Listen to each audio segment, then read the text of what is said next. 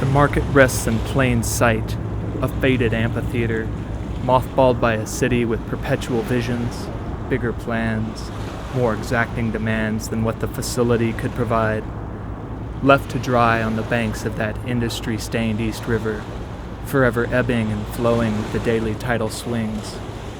The remnants of a bygone era, an era gone by, some other time that is not our own. She speaks to us in silence, the old Fulton Street Fish Market, that brick and iron and wood husk left propped above the briny depths, now abandoned and silent under elevated highways, reverberating the chaos of a world she cannot understand. Nestled in the lazy shadows of the Brooklyn Bridge, this hallowed retail space oozing life and death long before any such connections were envisioned. 183 years, generation upon generation of New Yorker participated in this waterfront. This was their reality, their market.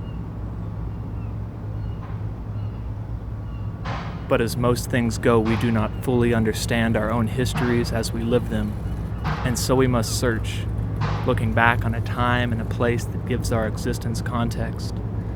There are still answers to be found among this layer cake of pavement and old cobble roads, buried treasures and the ghosts of men. Wherever there is trade, the exchange of good facilitates the exchange of ideas. But now that the neighborhood trade is gone, these ideas are difficult to find. Deconstruction is perpetual, this unfolding and delamination at the hands of the passing years and the salt of the sea. Time for the nostalgic is slim when $1 is on the line. And in this city, it always is. The old Fulton Fish Market and the workers who called her home shifted and expanded to fit the times as best they could. From an immigrant-packed wharf to tin sheds where the only thing keeping the catch fresh was a thin barrier of ice, the market was an evolving industrial hub unto itself. By the 1920s, fully 1/4 of all seafood sold in the United States changed hands on these docks, making it the most important seafood hub in the country. With such tremendous cash flow, it was inevitable that organized crime would become involved, but there is no way to predict the extent to which this would ring true. Crime families eventually infiltrated every level of the market to extract and extort money along the entire supply chain. After federal agents filed a racketeering suit to put the entire commercial center under court supervision, a mysterious fire broke out and consumed financial records that would have been critical to investigation.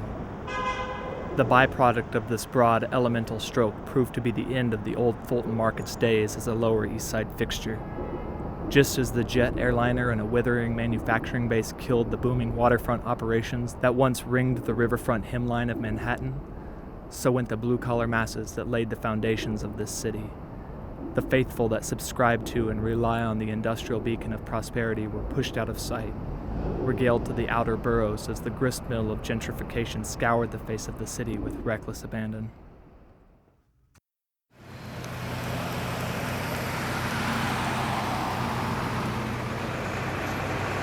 In 2006, a brand new $85 million market was recommissioned on a broad industrial finger of the South Bronx called Hunts Point.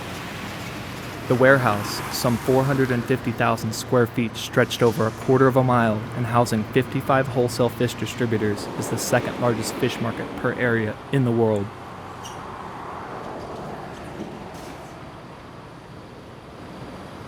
In contrast to the sleepy East River remains of the old market, the new Fulton Fish Market resonates with the blur of men and activity.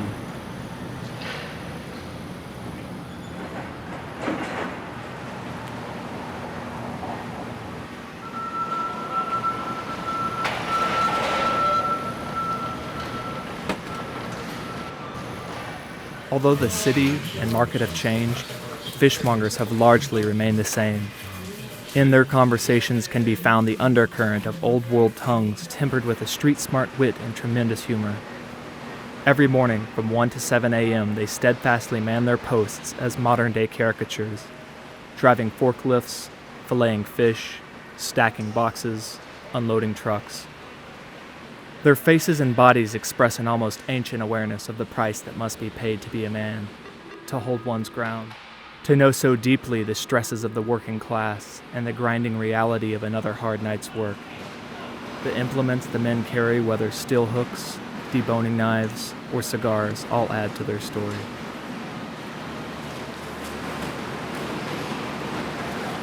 This facility is a machine designed to stay the insatiable hunger and nutritional demands of 8 million people.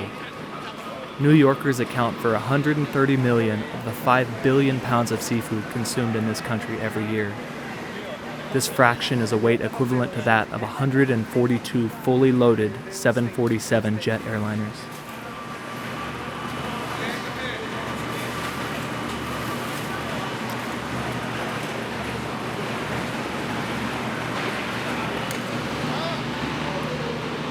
With every variety of transportation corridor routed to New York's front door, the city has nearly unlimited access to an astonishing quantity and variety of products from the sea. 100 to 300 species of every size, shape, and ocean are offered up for sale in the new Fulton Fish Market every single day. This is the pinnacle of industrialized hunter-gathering. In the last 40 years, the global industrial fishing fleet has doubled in size to roughly 1 million large-scale vessels.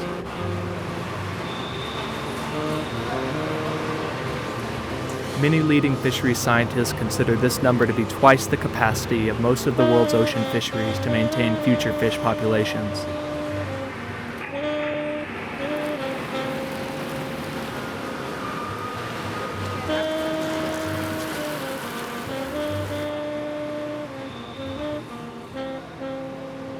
With a global demand for fish growing in exponential bounds, it's difficult to know what the future holds for the market, the men who rely on this multi-billion-dollar wholesale fish trade, and the insatiable hunger of America's largest city.